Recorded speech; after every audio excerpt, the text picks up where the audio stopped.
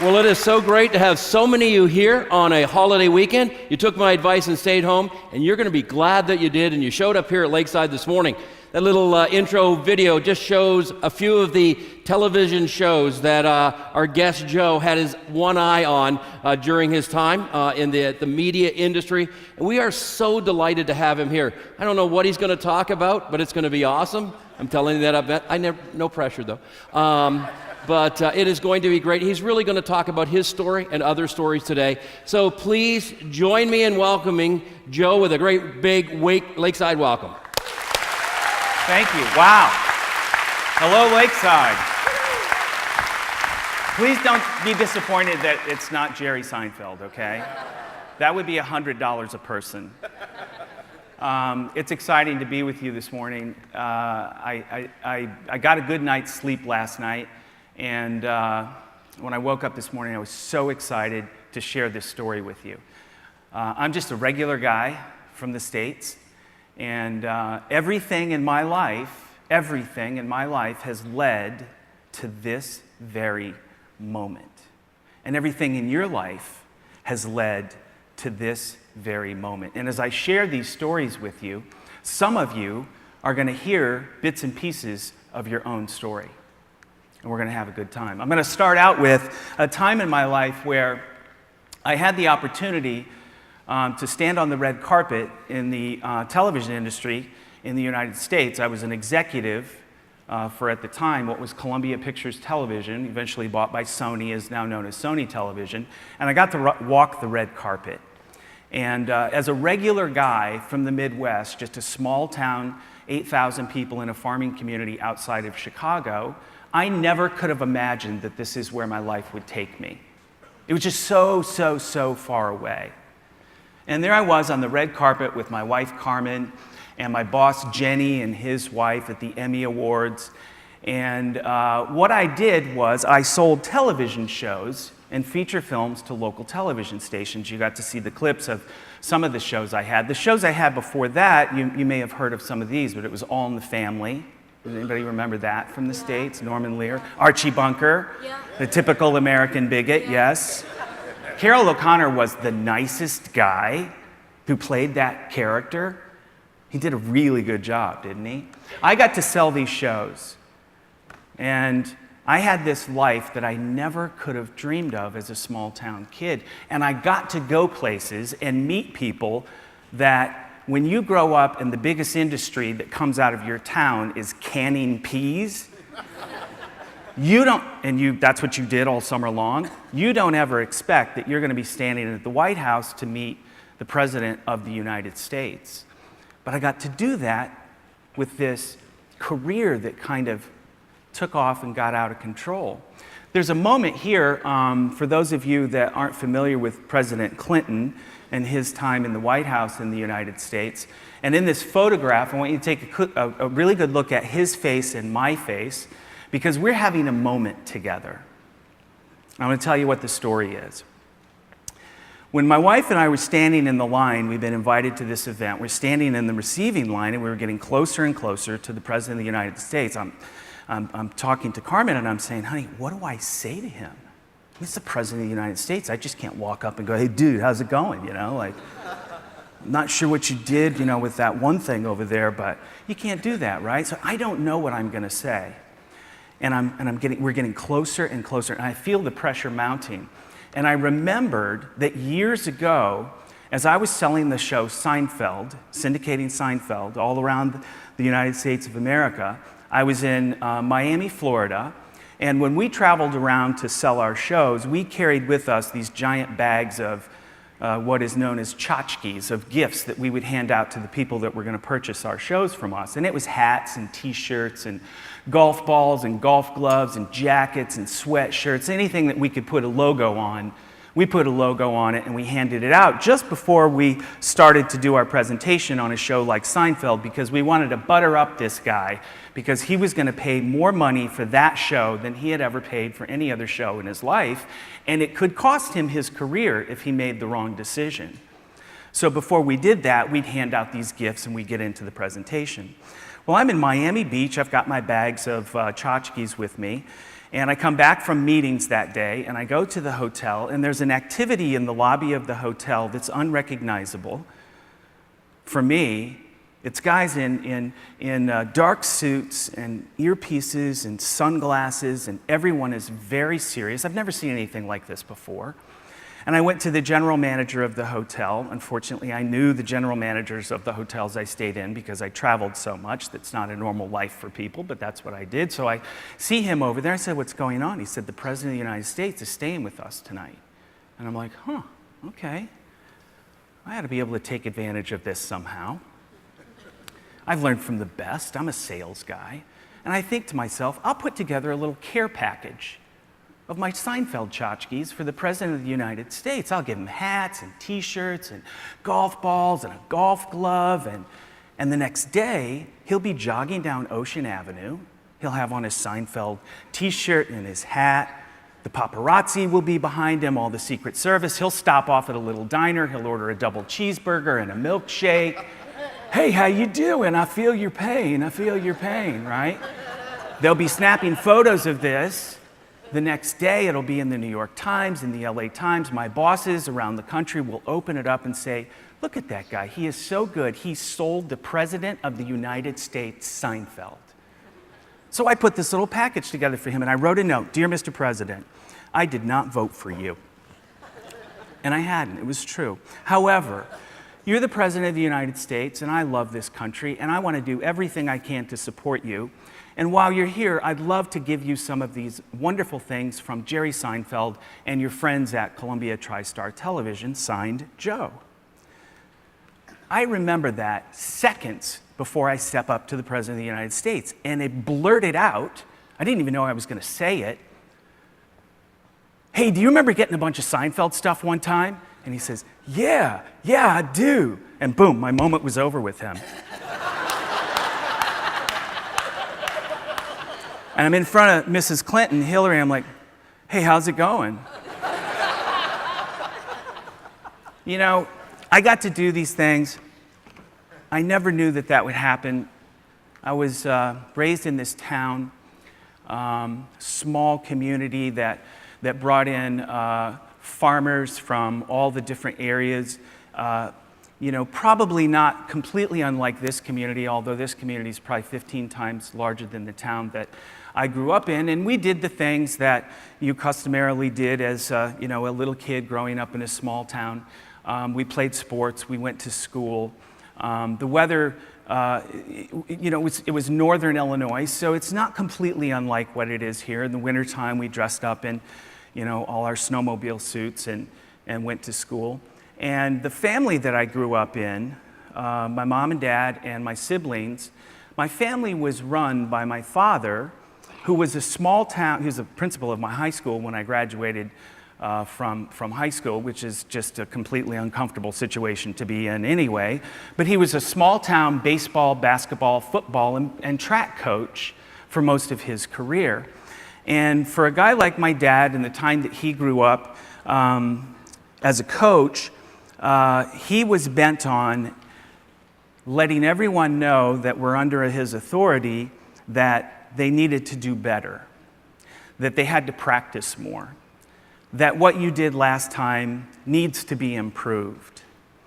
And there's nothing wrong with that, but it was a very performance-based kind of mentality. And for his part, he wanted us to be the best that we could be. And so we were like a little sports team. Didn't matter if you were a boy or a girl, right-handed, left-handed, we were going to practice and practice and practice and practice. And it kind of spilled over into about every area of our lives. So if I would come home and I would have fairly decent grades, I might get mostly A's, but I'd get a C in chemistry because I don't know how anybody gets an A in chemistry. It makes no sense. Sorry, chemistry people, but you're weirdos. I'm just saying. And I get that C, and his focus was on the C. Why'd you get a C? We don't get C's. In sports, I played basketball. It's kind of my first love. I'd have a fairly decent game. I'd score 20 points. I'd have a high percentage from the field in shooting. And I come home and say, hey, I shot 72% from the field today. And he'd say, why'd you miss the free throws? Outside, 25 in a row before you go to bed. And there I am, I'm outside, it's midnight, I'm shooting free throws. I get my 25 and I get to go to bed. I played golf when I was younger. I peaked when I was about 16, so that's kind of over now. But I was in a match, and it was one of the best matches I'd ever played. I was 3 under par after 5 holes. And for those of you that aren't golfers, that means if you keep doing that, you become very rich and famous. Didn't happen for me. At the end of 9 holes, my dad was sitting over by the clubhouse, and he was drinking his normal lots of drinks per day. And I walked up, and I had shot 34. I shot 2 under par. Best round I'd ever had in an actual match where it counted. And went over and, hey, personal best, shot 34. Why'd you 3-putt that last green? Oh, a dagger through the heart. It was just his way. It was his way. But it hurt. And we didn't know, probably back then, we certainly know much more today, that those words and those actions of the people that have authority over us are really, really powerful.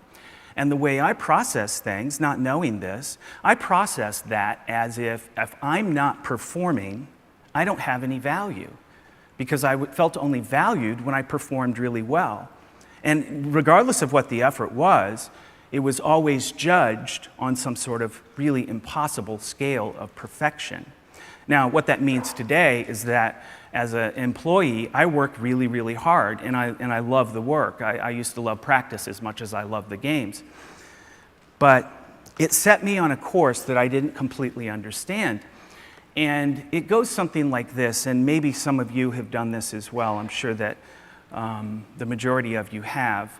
And when you're hurt in that way, with words or actions or lack of actions, that you don't feel completely loved unconditionally by those people that you need the most love from, the ones that over you in authority, you sometimes take a vow. And I took a vow. I didn't know I had taken a vow. It was unspoken. And here's what it sounds like. I will never. Just fill in the blank of what that was for you. We all kind of do that because you're hurt.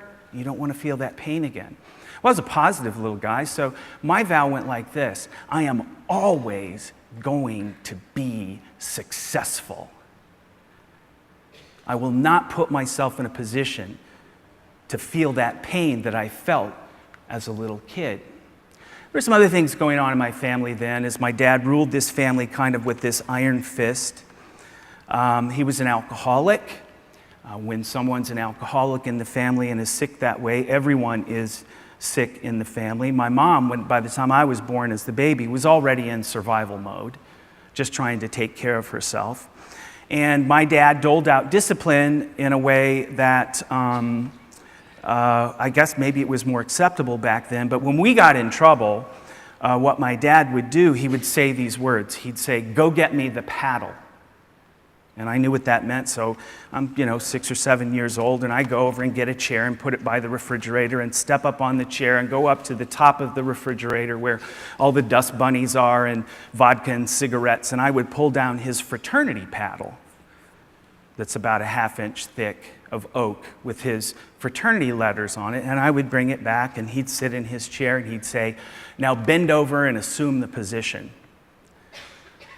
And he would just unload with a piece of wood on a little child. And the whole time that that's happening to me, I'm thinking to myself, but I love you so much. Why are you hurt? But I hate you. But I need you. But I hate you. Really, really hard to figure that stuff out. Lots of people have had a tougher life than that. Physical abuse. Some of you have. You know what your stories are. But in my story, I lived in fear constantly. There was no safe place for me. There was no safe place at home. I didn't know who was coming home that night. Was it the dad that, taught me how to make 25 free throws in a row? Or was it the dad that was going to beat me that day? When I went to school, was it the dad that used to take me on golf trips? Or was it the dad that was the disciplinarian at the school? It was really, really unsafe and very confusing. And I left that little town as quickly as I could get out, about at the age of 18, and I went off to college, and I met my wife, Carmen, and we set out on what is Joe's big success adventure. And any way you would slice this, as I get into the entertainment business, I had become a success. I had the title. I had positional authority. I was an executive vice president of one of the major studios. And it led to a lifestyle that shows up when someone is in that condition, but they're lost. But I didn't know that I was lost. Because when I stood on that red carpet, I didn't want to stand on that red carpet for very long, because by the time I had gotten there, and I had so much around me materially, a beautiful family, a great job, I couldn't enjoy it anymore. It didn't do it for me anymore. And I drank and drank and drank and drank and drank to cover up that pain that was inside of me. I didn't know that that's what it was. I didn't discover that until later in my life, that all of this stuff that I was driven towards had acquired, and the uncomfortable feelings that I had inside of why I couldn't enjoy it were all connected to something that wasn't in the moment that I was in with the people around me. And it got to the point where so much drinking, I think, changed the body chemistry that I had, and I started to become depressed. And depression set in. Finally, I quit the drinking. That didn't work anymore either. And I started to take antidepressant medications, and I'd get a little bit better, but it was always still there. It was lingering. Eventually, I couldn't perform my duties at the level that I once did. I don't know, Robin Williams recently took his life, and I read something about him not being able to do what he used to be able to do. And that was me a few years back. I didn't know what to do with that. And thoughts of suicide entered my mind. The pain was so much. And if you've never suffered from depression, and many of you have, many of you know people who have, let me tell you what it feels like if you haven't suffered from this. Because if you haven't, you can't imagine what it feels like painfully. Sometimes they have pharmaceutical commercials about medications that are antidepressants, and the person looks like they've been run over by a bus or hit with a baseball bat. That's what it feels like. It's the pain that's inside of you, deep down inside, that is this twisted up pain in your stomach and a lump in your throat. It's as if you get a phone call with the worst possible news that you can get today. Your child's been taken. You've been caught, whatever that means. He caught you, she caught you, they caught you. They're coming today with a warrant for your arrest. You're going to jail. And by the way, the government's on the next line looking for all the money you owe them. That's sickness. I got out of bed every day like that for probably 5 years, thinking that this is just life. Life is hard. And some of the people that I looked up to in the business who kind of became pseudo-father figures to me, and I felt bold enough to share that with them. I remember one response from a man who ran a broadcast company who I just adored, and I was sharing this with him, and here was his advice. Joe, if you're going to be successful, you're going to be miserable. And it made sense, right? I was successful. I was miserable. So my choice was success or misery. I didn't know what to do with that. Depression got deeper and deeper and deeper and deeper. And I end up in a fog where the consideration of taking my own life is becoming more real and more real and more real. I have a friend of mine. I thought I knew this guy. His name was Joshua McClymont. And what Joshua did for me was hang out with me, invite me to do things that he knew that I liked to do, like watch sports. And I thought I knew him. In the deepest, darkest depression, there was my friend Joshua right next to me. And he had found out because I had made a commitment to check into a psychiatric hospital for the depression, and it was going to be my last stop.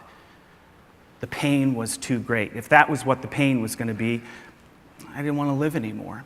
And he heard about that, and he called me up, and he said, I want to meet you for an iced tea, Joe. And I met him at a little restaurant. He came in, and he flopped his Bible down on the table, and he says to me, look, man, I love you, and I love your family.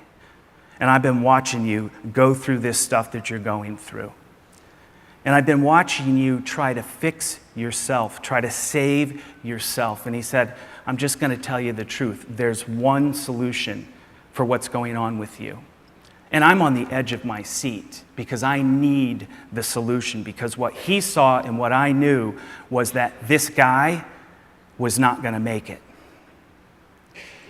He said, Joe, the one solution is a relationship with God and his Son, the Savior, who can save you. And I said yes to that, finally. The night before I'm checking into the psychiatric hospital, I'm in the darkest, deepest hole that I've ever been in. It's like being at the bottom of a river covered in mud with stones, 90 feet of murky water. And it's just total blackness. And I lay down to go to bed the night before I check into the Ridgeview Institute. And the last thing I remember saying was, please just let me die. And I went to sleep. And I woke up 6 hours later, between midnight and 1 a.m., February 15th of 2004, and something had happened. There was a moment where I realized the pain was gone. I realized that something was being poured into me. This incredible peace and joy, this calmness and this serenity that filled me up down to my feet, all the way up, and started to flow out of me, this love that I had never felt before in my life, and I didn't know what it was. And I woke up my wife, Carmen, and I said, honey, something's happened. And she said, what is it? And I said, I think God has just rescued me. I'm going to be okay. We're going to be okay. The kids, they're going to be okay. The pain is gone. It's been taken from me. She said, well, what do you think it is? I said, I don't know. That's why I woke you up. You're Catholic. You have to know what this is, right? She didn't know. And all those thousands and thousands of hours where I was in a kind of a horizontal position where everyone thought I was just sleeping. Boy, he sleeps a lot. There was no sleeping going on. There was gnashing of teeth and grinding and ruminating thoughts of pain and doom. There's no sleeping. It was gone. It was taken from me. Next day, we're going to check into the psychiatric hospital. I'm sitting in the evaluation room. This nice girl is checking me in. She's asking all the questions. She's probably done it 1,000 times. She's going through this. She's like, okay, so you've suffered from the depression. Oh, yeah, I suffered from the depression. And how about alcohol? Do you abuse the alcohol? I abuse the alcohol, that's for sure. Anything else? Well, yeah, as a matter of fact, there is. Okay, what's that, she says. I said, well, I'm pretty sure I was visited by God last night. What's that? Huh? How did that make you feel? Security. Now, I'm not making fun. Well, I kind of am, making fun of me. But I checked into a psychiatric hospital. But I'd been healed. I was healed. I didn't know how. I didn't know anything about this. Let me tell you how I knew I was healed. The pain was gone. The compulsion towards addictions were gone. I quit swearing. I used to love to swear. I could swear an entire paragraph of swear words with nothing but swear words, and it would make sense. It's a real craft. Gone, taken from me. I wanted to serve people. I had never really served anybody. I was too busy protecting myself. Here's a crazy one. I started to drive the speed limit. I obeyed traffic laws. I drove a 911 Cabriolet 125 miles an hour every single day to the office. For years. Now I'm like in the right lane going 55, and people are like, is your car broken? Like, no, it's 55, dude. I didn't know what had happened. I ended up going to a church down in Atlanta, Georgia, where I live, with a pastor named Andy Stanley, a North Point Community Church. And one day Andy was doing this message on the Holy Spirit, and he's describing what had happened to people when they had an indwelling of the Holy Spirit, which I didn't really know anything about. And he described my situation through the examples of other people. And I'm like, oh my gosh, that happened to me. This stuff is real. And I am the last guy to stand on stage and tell you that. It's not where I was headed. Even if you haven't experienced this, it's there, it's available for you. I'm telling you, all I have is my story. And I share that with you to encourage you, because our stories are the same. All of our stories are the same. Change a few things around, but in the world we live in today, just beneath this little thin veneer of everybody kind of acting like it's okay, it's really not. We're all in places and dealing with circumstances, most of us, that we'd rather not be dealing with. I'm personally in the middle of a storm right now that I would really rather not be in. But I'm also experiencing joy in a way I've never experienced it before. And it's available to us. And your story and my story, change a few things, are the same. I heard about another story. It was the story of these fishermen. They were rescued a few years back off the coast of Australia.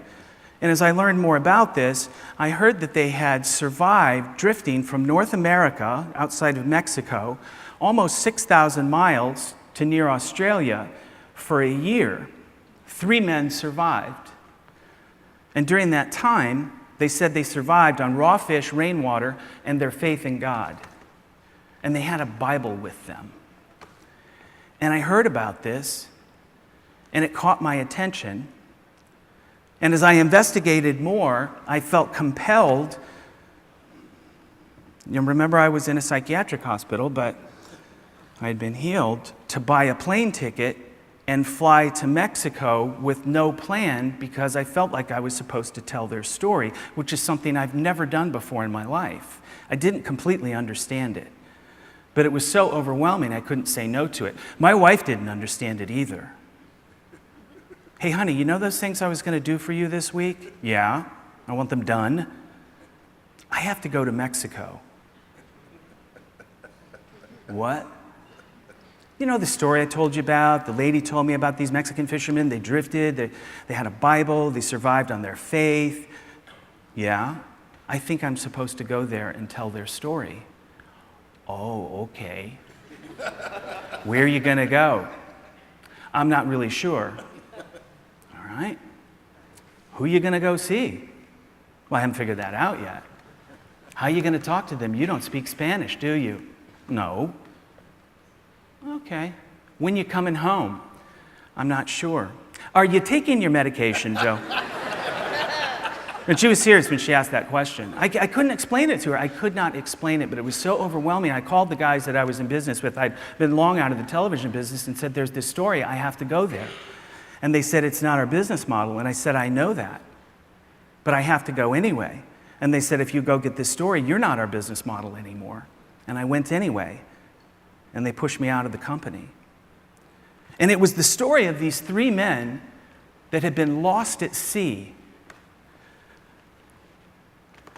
whose names improbably were Jesus, Lucio, and Salvador. Translated in most languages, Jesus, Savior, Light. Who had gone out on a ship. This is a video. I'm going to go ahead and skip through this, but this is a video of these guys kind of telling their story. It's in Spanish, so unless you speak Spanish, you're not going to know what it is anyway. And they were shark fishermen. They were really itinerant workers, migrant workers that went from port to port to port in Mexico, and they would stand in what would be a marina that looks like this, and a guy would pull up with a boat who owned a boat, which meant he was rich because he had a boat and he had money to put gasoline in the boat and maybe he had fishing equipment. That guy's rich, these guys are poor. The people who have these boats are rich. People who don't have boats are poor. That's rich in Mexico, right? Guy pulls in, he says, I need 3 guys to help me. I'll take you and you and you. They don't know each other. They climb on the boat. They go out with what would be a 3 or 4 day expedition to get a bunch of fish and bring it back in and sell it to people who will sell it in the marketplace in these little villages. This is the very similar sized boat to what they had. It's called a panga. It's 8.5 meters long. That's about the size of this stage. The spot on the stage that I'm standing on is the size of the boat that they drifted across the entire Pacific Ocean in. As fishermen, what they do, these guys put out this giant net called a cimbra behind the boat, and as the boat kind of scoots through the water with that net hanging down in the water, it grabs up all the sea life, and these guys are picked because they're strong guys. They're the muscle that are going to pull this thing in for a kilometer's worth and grab that animal and throw it in the boat and smash it in the head with a club. That's this fishing trip for them. It's as low tech as it gets. There's no radar, there's no life jackets, there's nothing. It's a net. They don't even have fishing poles. It's a net. And just to give you an idea of the kind of men they are, if these men get something and it's caught in the net, let's say it's a stingray, one of them takes off all his clothes, grabs his shark knife, dives in, swims out to where that stingray is and starts to slice it out of the net so it doesn't injure the equipment, the net, while that animal's trying to kill them. I send emails. These guys start doing this. I can't see this little boy right over here. He'd already be out on the boat with his father every day. Fishermen.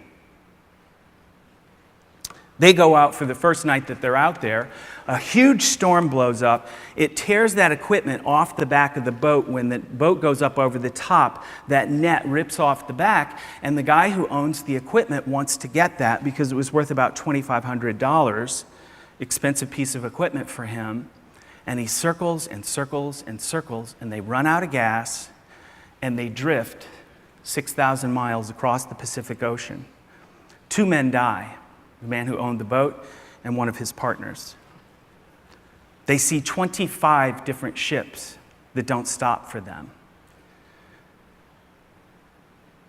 Almost a year, they made a life for themselves, hoping to be rescued, a life that most of us will never have to face. We won't have to face stuff like that. Death every single day looking you in the face. Having another ship pass by that you just get so angry that they're not going to stop. Celebrating your birthday by catching and eating a shark. All of it, everything. And they killed and ate and drank the blood of 108 sea turtles. This is their primary form of hydration, was the sea turtle blood. Impossible story, in impossible circumstances. And one of the guys, Salvador, one of the guys, as they're lost at sea, says, here's what we're going to do. We're going to look to God. He carried a Bible with him. He said, that's our only choice in any of this. We're facing something, and if this ocean wants to take us, we're gone in 12 minutes and no one will ever know. And if God wants us to survive, we will. But if he doesn't, there's nothing we can do about it. So they took the circumstances and forgot about what the outcome was going to be because they didn't control that. They surrendered the outcome to God, and here's what they did next. They got to work. There are only about 3 things you can do on the ocean when you don't have anything but a Bible.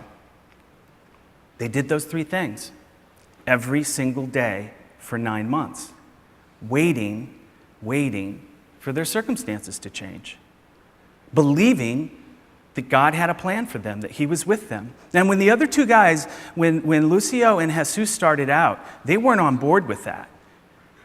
They got on board real fast. No atheists in foxholes when you don't have a choice. I got on board because I had no place else to turn.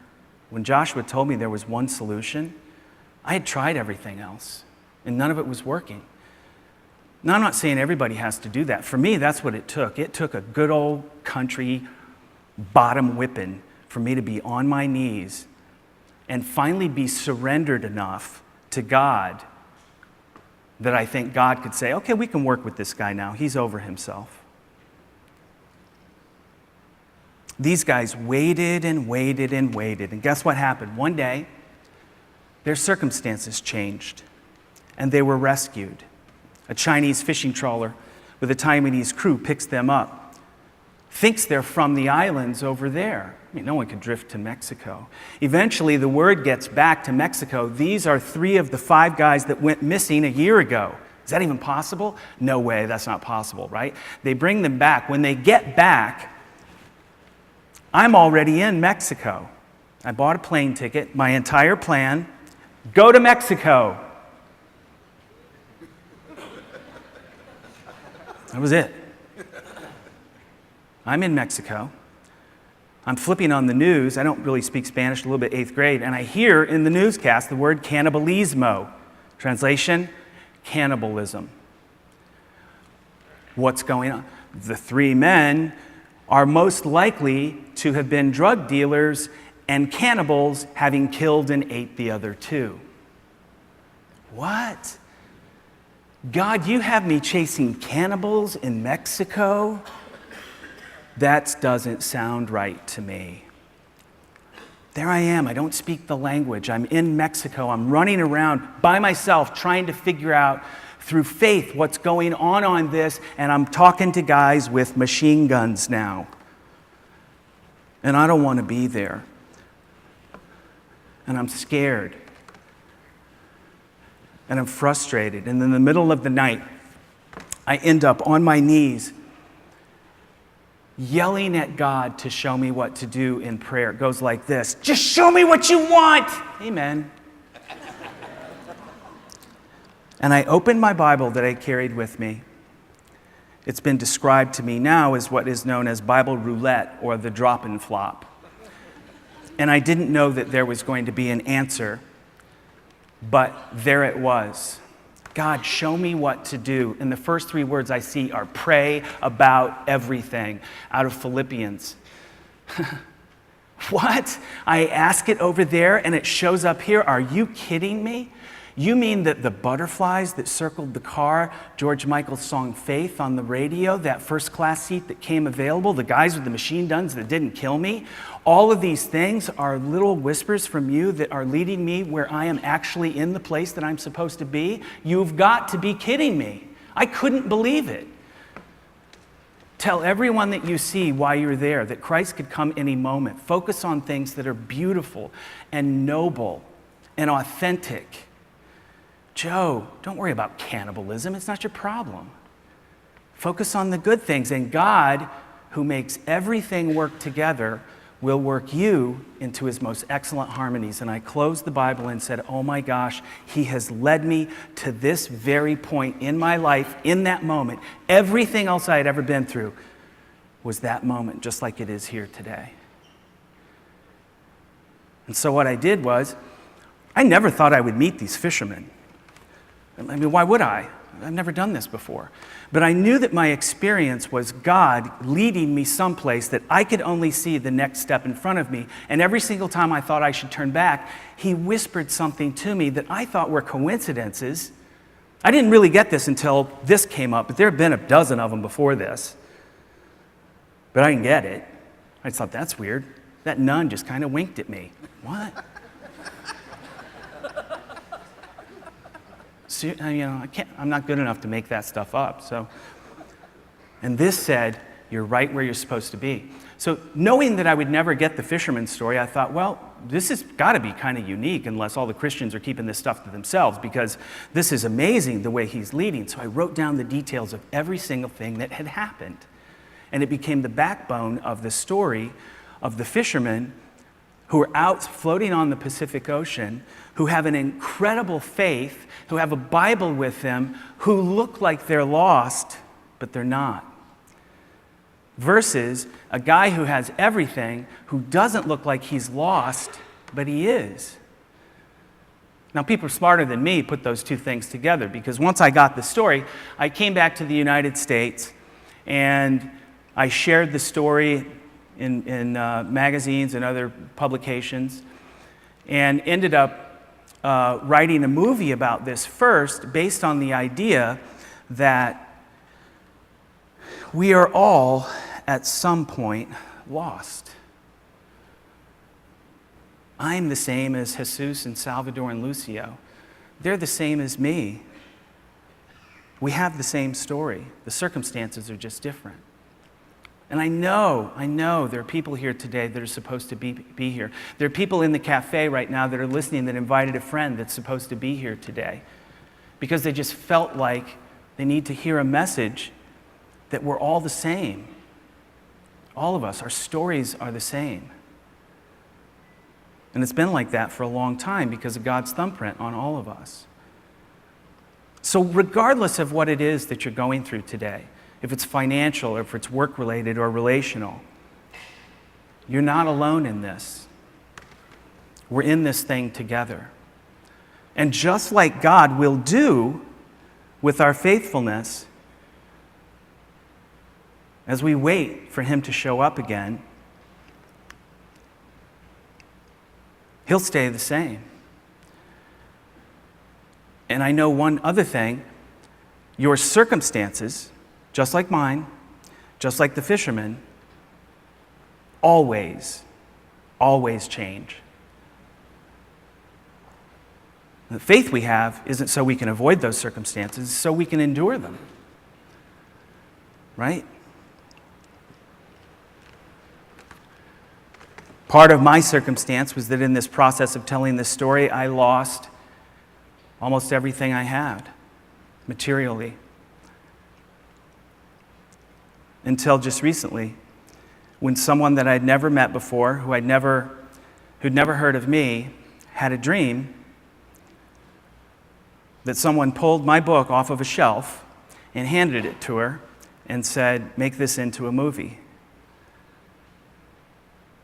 And 2 months ago, I was in Nashville, Tennessee at a conference, and I got an email through my agent in New York that said, "I'm so-and-so, I'm in the film business, I have become aware of your story." And I called her right away, and she said, "Do you happen to be in Nashville?" And I said, "Yes." She said, "I thought you might be. I had a dream about you and your story in The Fisherman, and I had a vision of these men on the water." And a couple of days later, she Googles this and sees that it's an actual story. And in that dream, she said, "I had a meeting with the author of that book at the Opryland Hotel in Nashville, which was the building that we were meeting in." Now, this kind of stuff doesn't happen to me all the time. And I looked at her and said, "You realize we probably ought to keep this to ourselves for a while." But here's the kicker. Guess what she does for a living? She reads scripts for Provident Films, who makes Christian films. Circumstances change. Can we endure them? I'm here today to share that story with you, and I'm going to be hanging out afterwards with my friends at World Vision Canada. And I've been fortunate enough to get to know those folks and the work that they're doing in sponsorship of children. And what I wanted to really do was allow them to leverage me and my story to do something about the stories of the kids that they need to have sponsored, because that story of those children depends on what you do with your story.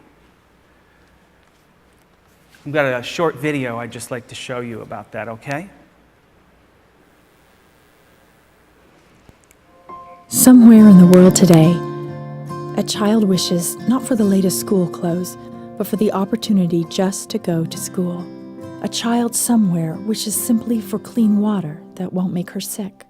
A child longs for somebody to pray for him and tell him he is loved. Somewhere in the world, in many places, the most basic human needs simply aren't being met. Somebody said you something. Every day, nearly 26,000 children die from lack of food or illnesses that could have been prevented. Somebody needs to do something. Somebody. They desperately need the simplest of things. These children don't care about YouTube or iPhones. They want to know, do you care if I have clean water, an education, a chance? Somebody needs to help.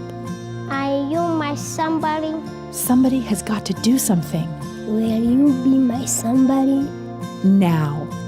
Are you my somebody? Would you be my somebody? Be somebody. Be somebody.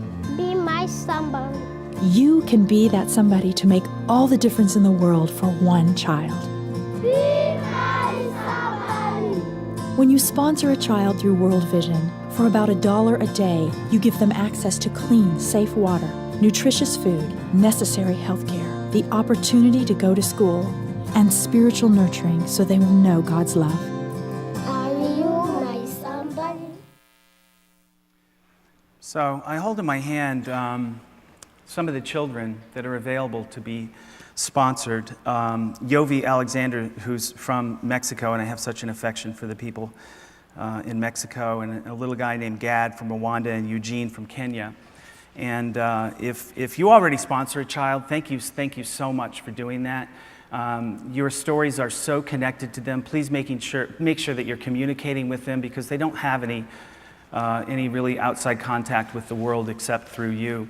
It's $39 a month if you'd like to sponsor a child, and you can start today, or you don't have to do that. And there's a table out front with some of my friends, and they can answer all these questions. But even before we do that, if there's someone who just wants to raise their hand, we have volunteers from World Vision in the room that will hand these out. And if you'll do that today, if you'll sponsor a child and connect your story to their story, I'm going to connect my story to your story with a gift of my book today.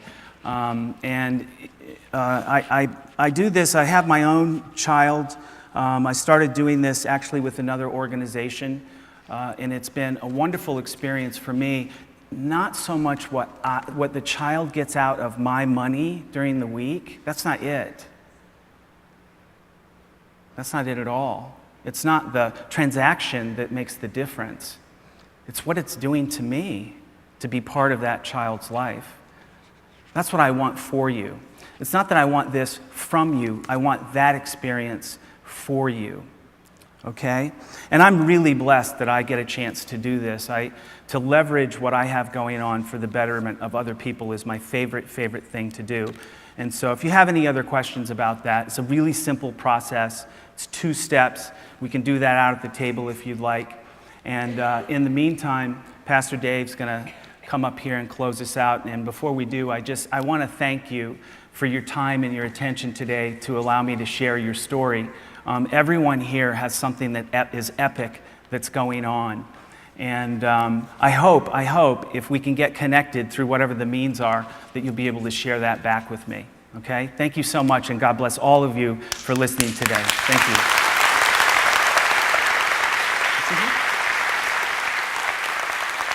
Oh, thank you. That's God. We'll clap for God. Thank you.